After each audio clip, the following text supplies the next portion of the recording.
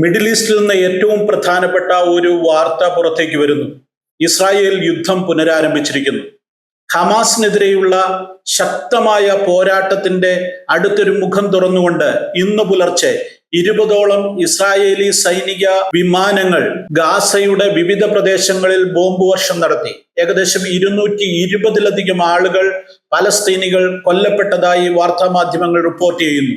ജനുവരി 19 മുതൽ ആരംഭിച്ച വെടിനിർത്തലിന് അവസാനം കുറിച്ചുകൊണ്ടാണ് ഇസ്രായേൽ വീണ്ടും യുദ്ധം പുനരാരംഭിച്ചിരിക്കുന്നത്. തങ്ങളുടെ ബന്ദികളെ വിട്ടുകിട്ടാത്തതാണ് ഇസ്രായേലിനെ പ്രകോപിതരാക്കിയത് എന്നാണ് വാർത്താ മാധ്യമങ്ങൾ പറയുന്നത്. മുഴുവൻ ബന്ദികളെയും ലഭിക്കുന്നതുവരെ യുദ്ധം അവസാനിപ്പിക്കുകയില്ല എന്ന ഉറച്ച നിലപാടാണ് ഇസ്രായേൽ ഭരണകൂടം ഇപ്പോൾ അറിയിച്ചിരിക്കുന്നത്. യുദ്ധം ആരംഭിക്കുന്നതിന് മുൻപേ അമേരിക്കയുമായും ഡൊണാൾഡ് ട്രംപിന്റെ ഭരണകൂടവുമായും വിശദമായ ചർച്ചകൾ നടത്തുകയും അനുമതികൾ വാങ്ങുകയും ചെയ്ത ശേഷമാണ് യുദ്ധം പുനരാരംഭിച്ചതെന്നും വാർത്താ മാധ്യമങ്ങൾ റിപ്പോർട്ട് ചെയ്യുന്നു. ഏതായാലും മുസ്ലിങ്ങളുടെ പുണ്യമാസമായ റമദാൻ മാസത്തിൽ ഇന്ന് പ്രഭാതത്തിൽ അവർ പ്രഭാത ഭക്ഷണം കഴിച്ചുകൊണ്ടിരിക്കുമ്പോഴാണ് ഗാസയിലെ പ്രധാന സ്ഥലങ്ങളായ ഖാസ സിറ്റി, റാഫ, ഖാൻ യൂനിസ് എന്നിവിടങ്ങളിൽ ഇസ്രായേലിന്റെ ഫൈറ്റർ വിമാനങ്ങൾ ബോംബ് വർഷം നടത്തിയത്.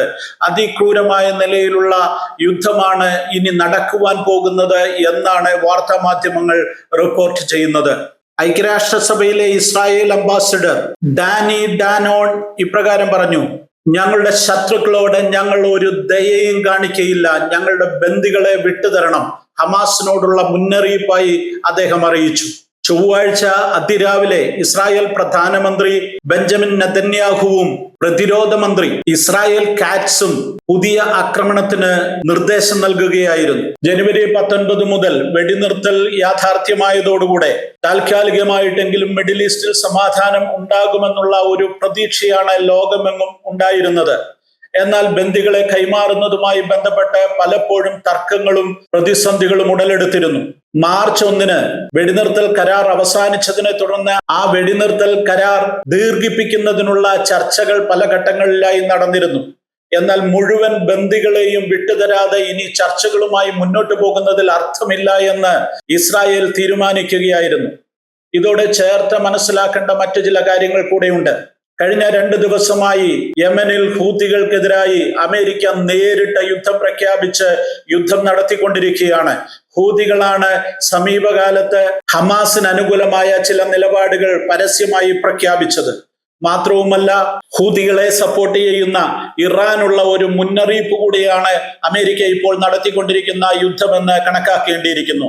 സിറിയയിലും പ്രശ്നങ്ങൾ രൂക്ഷമാവുകയാണ്. അങ്ങനെ മിഡിൽ ഈസ്റ്റ് മൊത്തത്തിൽ വീണ്ടും സംഘർഷഭരിതമായ ദിനങ്ങളിലേക്ക് എടുത്തെറിയപ്പെട്ടിരിക്കുന്നു എന്നുള്ളതാണ് ഇന്ന് പ്രഭാതത്തിൽ നമുക്ക് നൽകുവാൻ സാധിക്കുന്ന ഏറ്റവും പ്രധാനപ്പെട്ട വാർത്ത. 2023 ഒക്ടോബർ മാസം 7-ാം തീയതി ഹമാസ് ഇസ്രായേലിലേക്ക് കടന്നു കയറി 1500ഓളം ആളുകളെ വധിക്കുകയും 250ലധികം ആളുകളെ ബന്ദികളാക്കുകയും ചെയ്തതോടെ തുടങ്ങിയ ഈ സംഘർഷങ്ങൾക്ക് ഇനിയും അയവ് വന്നിട്ടില്ല.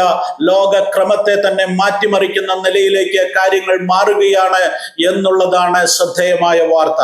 മറ്റൊരു പ്രധാനപ്പെട്ട കാര്യം കൂടെ, ട്രംപ് അധികാരത്തിലെത്തിയതോടുകൂടെ അമേരിക്കയുടെ ഭാഗത്തു നിന്ന് പൂർണ്ണ പിന്തുണ ഇസ്രായേലിന് ഏതറ്റം വരെയും പോയി യുദ്ധം ചെയ്യുവാനോ തങ്ങളുടെ ബന്ദികളെ കണ്ടെത്തുവാനോ ഏത് നിലപാടുകൾ എടുക്കുവാനോ ഉള്ള ഒരു പൂർണ്ണമായ അനുമതിയാണ് ട്രംപ് ഭരണകൂടം നൽകിയിരിക്കുന്നത്. മാത്രവുമല്ല, ഇസ്രായേലിന് അതിമാരകമായ ആയുധങ്ങൾ എത്തിച്ചു കൊടുക്കുന്നതിലും ട്രംപ് ഭരണകൂടം ശ്രദ്ധിച്ചിട്ടുണ്ട്. അപ്പോൾ തുടർന്നുള്ള യുദ്ധങ്ങൾ ഇതുവരെ നടന്ന യുദ്ധത്തെക്കാൾ അതിതീവ്രമായിരിക്കും എന്നാണ് യുദ്ധവുമായി ബന്ധപ്പെട്ട മാധ്യമങ്ങൾ റിപ്പോർട്ട് ചെയ്യുന്നത്.